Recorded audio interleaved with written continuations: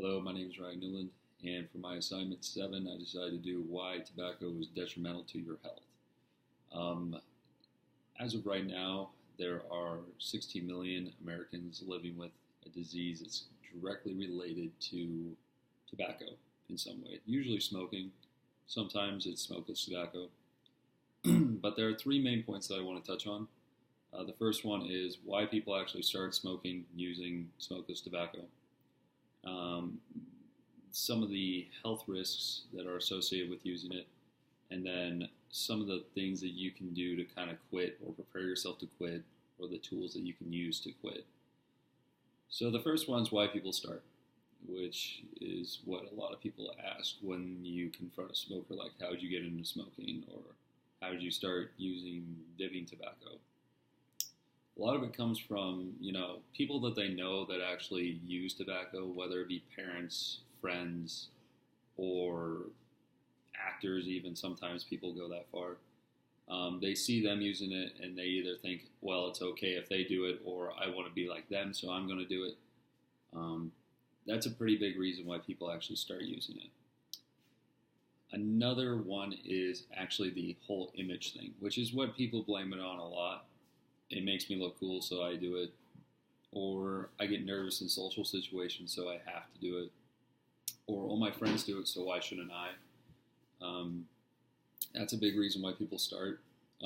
It's basically the reason that I started using smokeless tobacco is all my friends were doing it, and my mom had a nose like a hawk, so she could smell cigarettes, so I had to do smokeless tobacco. The third reason, though, why people do it is curiosity. They don't know what it's like to do it. They see people do it, and they kind of are like, well, I'll just pick up a pack of cigarettes to see what it's like.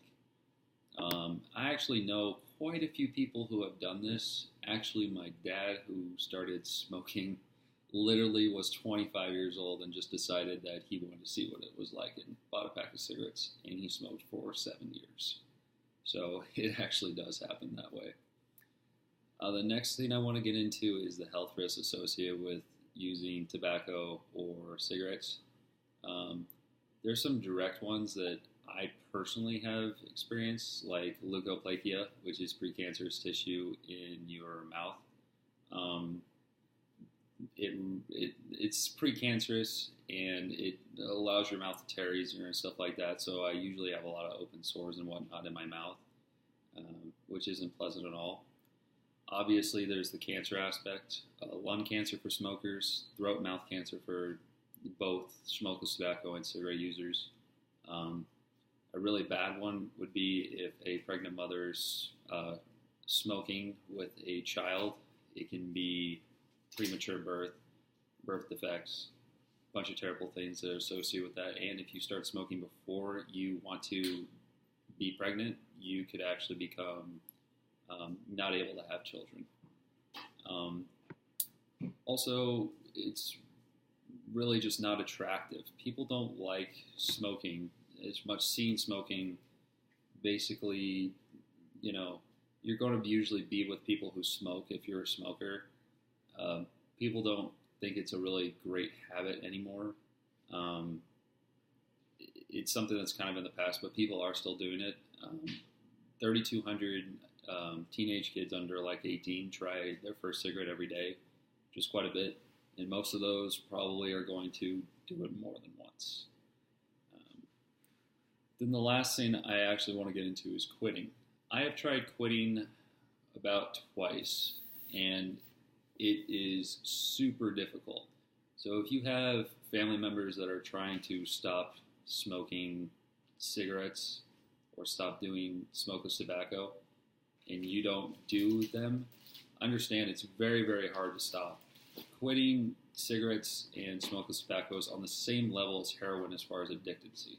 So giving it up, you have really bad mood swings. You have a headache, a really bad headache, like a migraine. Like all you can think about is your headache.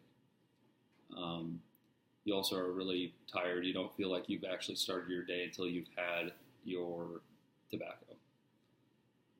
And then a couple good ways to quit if you're a smoker is find a support system that is, there for you, that will support you. If you're like, hey, I'm just going to go buy a pack of cigarettes and give up, they'll be able to talk you out of it. There's nicotine gum, nicotine patches. I've tried those.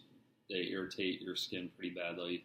But if you're a smoker, they would work pretty well because they dose you nicotine on the hour. As far as giving up like smokeless tobacco, there's a couple of different things that you can try, such as like coffee pouches, coffee dips, where they give you the energy of nicotine, but they don't have any nicotine in it, and they also have the feeling of it, which is kind of what you want, to feel like you're doing it, but you're not. In conclusion, just a couple things to keep in mind is, if you have somebody that's smoking, make sure to, let them know that it's detrimental to their health. Everybody knows smoking's bad for you. Everybody knows tobacco's bad for you. Just keep at them. Most places, if they're teenagers, like if, for example, I want to go into law enforcement, most departments will not hire you if you do tobacco products. They simply just won't hire you. Nursing, same way. If you are smoking, they don't allow a cigarette break, so they don't hire smokers. It's a very big reason to give it up if you're doing it in high school or whatnot. And also, just keep in mind it's super duper expensive to do. All that money you could save up, you can make a plan to go on vacation or do something nice for your girlfriend or wife, which would be really nice as a gift to yourself and her or him to go on vacation. And there's really no good argument to actually be smoking.